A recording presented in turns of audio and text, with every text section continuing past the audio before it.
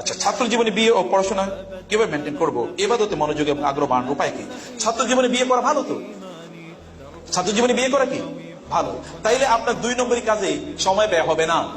তখন আপনি বউয়ের দিকে তাকিয়ে থাকবেন, আপনার বউ আপনার দিকে তাকিয়ে থাকবে, দুইজনে ইবাদত করতেছেন, তাকানো ইবাদত।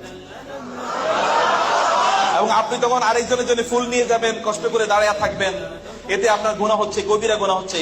আর আপনার ওয়াইফের জন্য আপনি ফুল নিয়ে গেলেন, এটাও আপনার জন্য সওয়াব হয়ে যাবে। তখন আপনার টাকা পয়সা নাই, মসজিদের টাকা পয়সা দেওয়ার মতো নাই, কিন্তু আপনার পকেটে 10 টাকা আছে, বউয়ের জন্য 10 টাকা দিয়ে চকলেট কিনে নিয়ে গেলেন, আল্লাহ তাআলা বললেন যাও, এটাও তোমাদের জন্য ইবাদত। অতএব দুইজন মিলে ইবাদত করবেন, গ্রো টুগেদার, একসাথে ইবাদত করবেন।